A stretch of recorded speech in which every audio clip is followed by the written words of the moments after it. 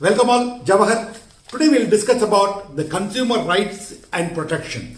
Because recently you are all aware, on 24th December every year, we are celebrating as a National Consumer Day. The National Consumer Protection Day. It is because on this day in 1986, a comprehensive law was enacted for India. The Consumer Protection Act 1986. Well, today the law has been amended subsequently in 2019 and 2021. It has brought in quite a lot of changes in favor of the consumer. Consumer is the king. The consumer is the ultimate person. This is what means a lot of cliches are going around. Let us today find out not what is the changes that have been brought in, but what ails our consumer system. There is a National Consumer Helpline, which is maintained by the Indian Institute of Public Administration, New Delhi, and it previously used to receive nearly about 18 to 20,000 grievances every year. But it has now changed from 18,000, 20,000 to 70,000 complaints are received online.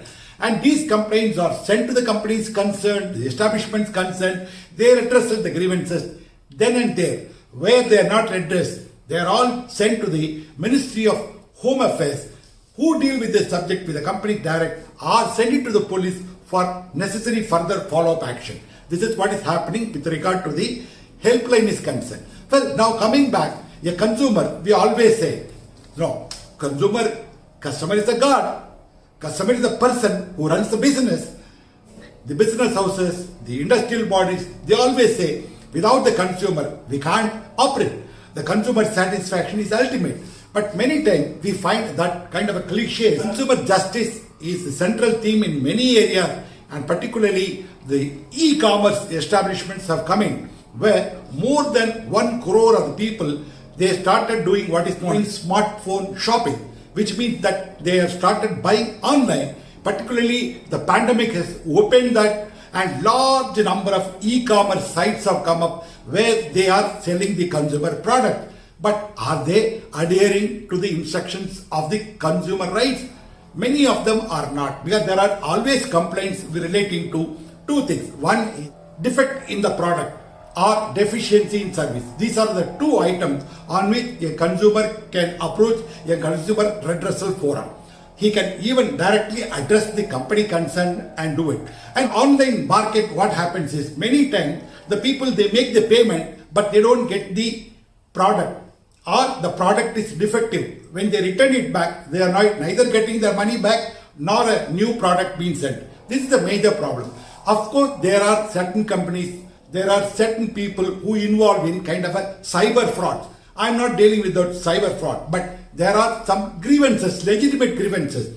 For example, when the vendor is particularly selling a vegetable or a fruit or say a grocery, on online, they don't have a standardized pattern of saying 250 grams or 500 grams. Rather, one company sells it at the rate of 220 grams. Another company sells at the rate of 340 grams. The consumer is confused about the way in which he can compare the prices because the payments are different. So there should be a standardization mechanism by which the online trade business establishment should be brought under certain discipline. This is one area. Then what is the main grievance? The grievances are mainly because the products are not as been exhibited. The product is not complete shape, or there is, instead of one product, they are sending to another product. And once the follow-up mechanism is done, there is very little response from the company. This is some of the experiences. Though we are all aware that 80 to 85%, even 90% grievances of the consumers are redressed, still we want 100% compliance by the e-commerce companies, because in future the e-commerce companies are going to play a vital role. So we need that they become what is known as a consumer justice compliant mechanisms available there.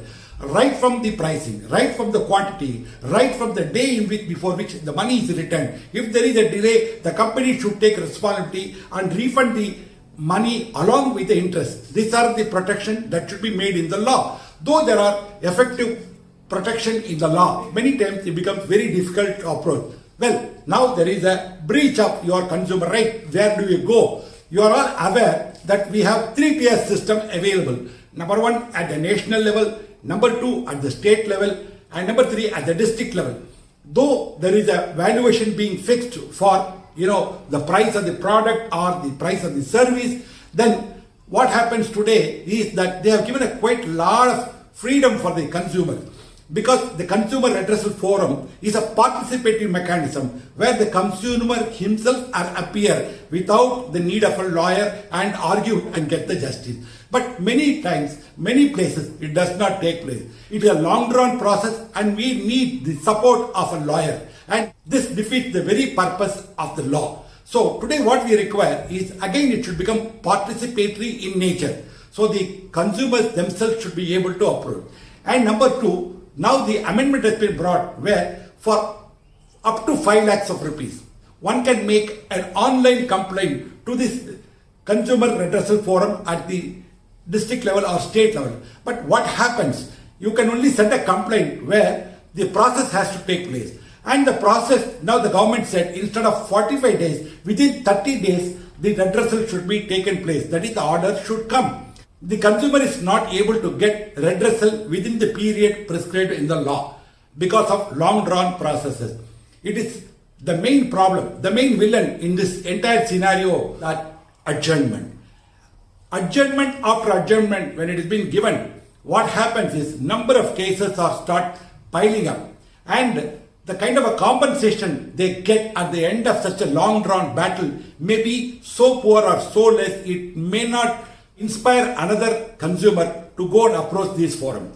If the adjournments are very strictly avoided, even if the law itself provides, rules provide that no adjournment can be given on the second occasion, then I think most of the cases can be brought, most of the cases can be completed on time, prescribed in the law. And similarly, there is always participatory mechanism. Today people are more educated, people are more aware, and the awareness has to be created among people that whenever there is a breach, they should not just lament and sit down. These days, the other way around, what the people do is, instead they go to the social media like WhatsApp, Instagram, Facebook, Twitter, and they put their grievances. Sometimes they put a photo of the product, what they have received online. And this, acts as a big push. It gives a big push because the companies are scared about the reputation being spoiled online and particularly on social media, because it spreads very, very, very fast. So they are scared. And online system, they work very well. But we make our own mechanism in order to ensure the consumer justice. It is not enough that we provide more rules and regulation, but we also provide what is known as number 1, participatory mechanism, where the consumer himself will be able to appear without the support, without the help of a lawyer or an advocate before the consumer forum. Number 2, the delay should be avoided and you should be able to get justice within the day prescribed. Number 3, adjournment should not be granted as a matter of right, where the forum should restrict the adjournment. I think we will be able to get justice. Constant vigil is the price of democracy. So is the consumer rights and justice. Constant awareness. And we need to spread more awareness among the people, among the consumers. Thanks for watching. Share with your friends. Till I meet you in another video, this is your Jawahar signing off. Bye-bye.